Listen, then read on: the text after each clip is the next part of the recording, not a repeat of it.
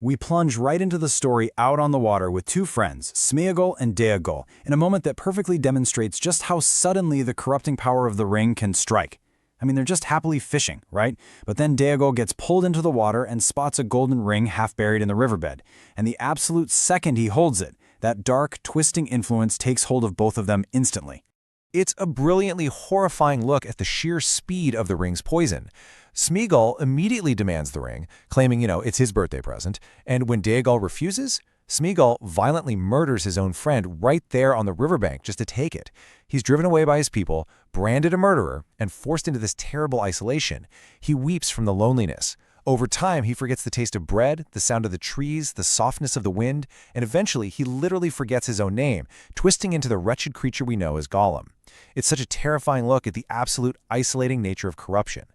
Now, in stark contrast to that dark history, our heroes Frodo and Sam are desperately, carefully rationing their absolute last few pieces of Shire lembas bread, knowing full well they need enough for the journey back home. But meanwhile, their guide, Gollum, is secretly plotting against them. He's literally having an argument with his alternate personality Smeagol, scheming to lead the hobbits to the winding stair and deep into a dark tunnel. Why? Well, because he knows there's a hungry creature waiting in there who desires sweeter meats, hobbit meat. Once she tosses their bones aside, Gollum plans to just scoop his precious right back up from their dead bodies. While that trap is being set, over at the flooded ruins of Isengard, the wizard Saruman is trapped up in his tower after a crushing defeat. The heroes are actually enjoying a brief, well-deserved moment of victory, finding some salted pork and pipeweed. But right there, amidst the wreckage and the water, Pippin spots something. It's a dark, glowing seeing stone, a palantir. Gandalf quickly snatches it away, warning them that Saruman is still incredibly dangerous. But the discovery of this stone? It sets a terrible, terrible chain of events in motion. The sequence of events moves lightning fast. Day 1, Saruman is defeated. But by day 2, Pippin's curiosity proves way too strong. In the dead of night, he actually steals the stone right from a sleeping Gandalf and looks directly into it. He is instantly confronted by the Great Eye, Sauron himself. Sauron tortures his mind, but amazingly, Pippin honestly reveals nothing about Frodo or the ring. He does, however, catch a terrifying glimpse of the enemy's plan. He sees a dead white tree in a stone courtyard and a city completely engulfed in flames. Gandalf immediately puts the pieces together. Sauron is moving to strike Minas Tirith, the City of Kings. Fearing the enemy thinks Pippin actually has the ring, Gandalf grabs the hobbit and rides swiftly on Shadowfax to warn Gondor. At this exact same time, the elves are preparing to abandon Middle-earth forever. Arwen is on her final journey to the Grey Havens to cross the sea. But suddenly she receives a vision of her future, a child, her son with Aragorn. Realizing this future isn't entirely lost, she makes the ultimate, staggering sacrifice for the survival of Middle-earth. She forsakes her immortal passage. She declares that if she leaves now, she's going to regret it forever. With her hands growing literally cold as the immortal life of the Eldar leaves her, she urges her father, Elrond, to reforge the shattered sword of the king. She tells him that the blade that was broken must be renewed, so the crownless can once again be king. We then follow Gandalf and Pippin as they finally arrive at Minas Tirith, the grand city of kings. But it is a city that has fallen into severe decay. Right there in the main courtyard stands the White Tree of Gondor, totally withered and dead, guarded by just a faint, desperate hope that it might one day flower again. And the city itself? It's currently being ruled by a caretaker, the steward Lord Denethor, who is deeply, deeply grieving the recent death of his mighty son, Boromir. But Denethor's grief is entirely violently overshadowed by his pride and his stubbornness. When Gandalf warns him that literal war is right on his doorstep and begs him to light the beacons to call Rohan for help, Denethor fiercely refuses.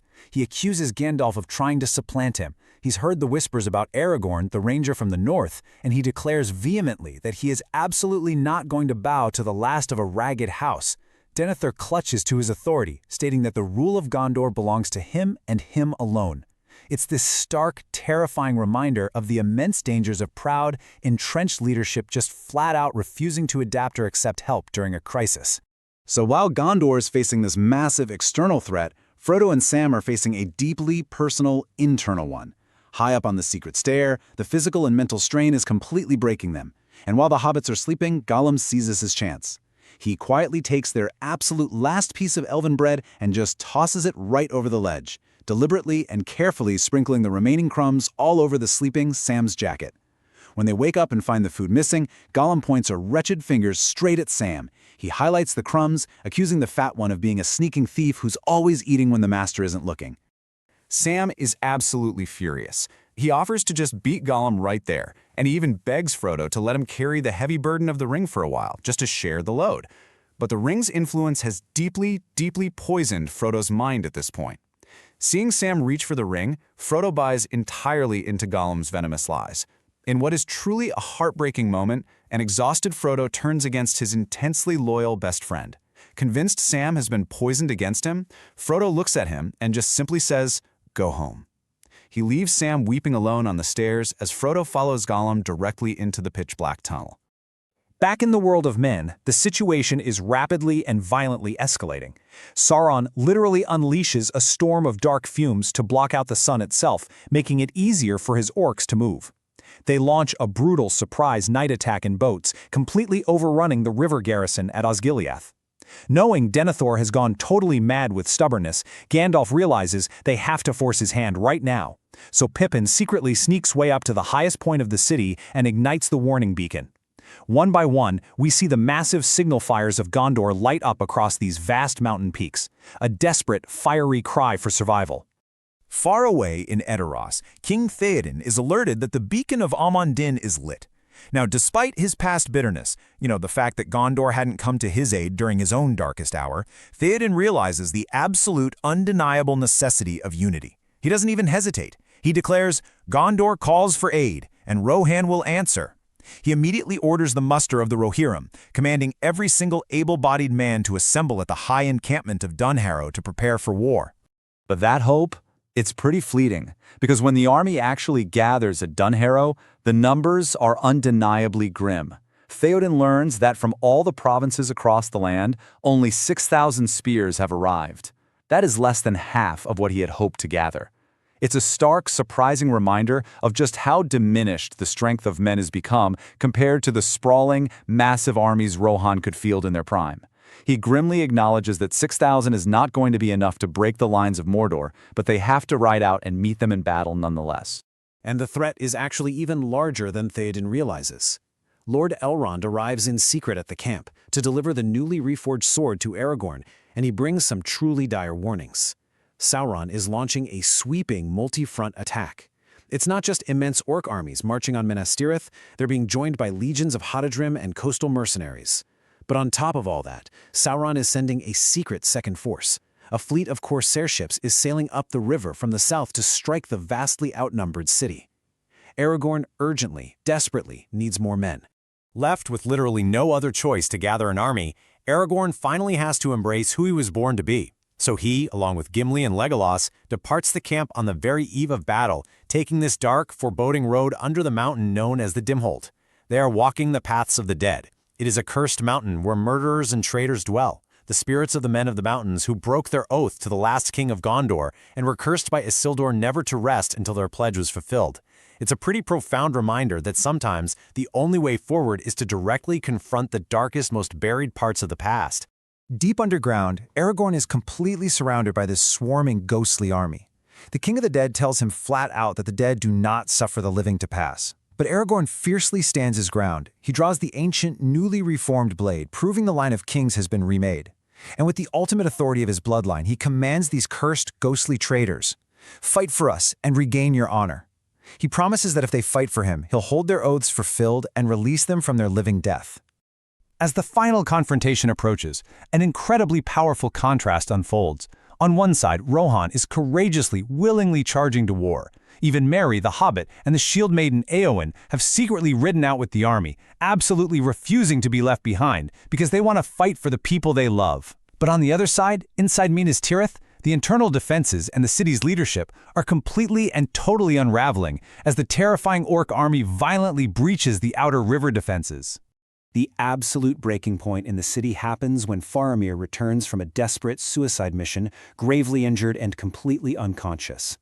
Denethor, who is already overwhelmed by fear and the sheer, mind-boggling scale of the invading army, completely loses his mind upon seeing his last surviving son struck down like that.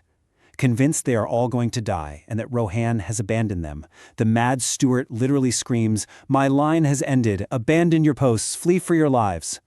Sauron is winning here, not just with orcs, but by completely breaking the minds of his enemies before the actual fighting even reaches the walls. With the city's leadership completely shattered right in the middle of a siege, Gandalf steps up. He absolutely refuses to let the city fall to panic. The White Wizard violently strikes Denethor down with his staff and just takes command. He rallies the terrified soldiers, shouting at them to prepare for battle, to get back up on those walls and to defend the city against the foul beasts. What follows is just utter devastation upon the defenders. The siege of Minas Tirith is horrifying. The Witch King of Angmar leads the assault, sending terrifying Nazgûl swooping down from the air to completely break the soldiers' courage. Massive armored trolls are deployed to smash right into the lower levels, while enemy catapults rain relentless, crushing destruction upon the houses of the city. And yet, despite all these massive losses, the orcs face one major glaring problem. The impenetrable main gate of the city stubbornly holds fast against their standard battering rams. The orc commander quickly realizes standard weapons just simply aren't going to breach it. In a truly terrifying moment, he orders his troops to bring up the wolf's head. The enemy brings forth a colossal, flaming siege engine, this massive battering ram shaped like a vicious, snarling wolf. And as it is slowly dragged toward the gates, the enormous army of Mordor begins this deafening, rhythmic chant, Grond, Grond, Grond. The immense hammer of Grond is pulled back, ready to shatter the final physical defense of the world of men. With Frodo separated from Sam and walking blindly into a deadly trap, the Ghost Army's arrival completely uncertain, and the very walls of Minas Tirith crumbling under the relentless weight of Mordor, we are left to wonder, in the face of overwhelming, insurmountable darkness, is the sheer will and loyalty of a few enough to save the world?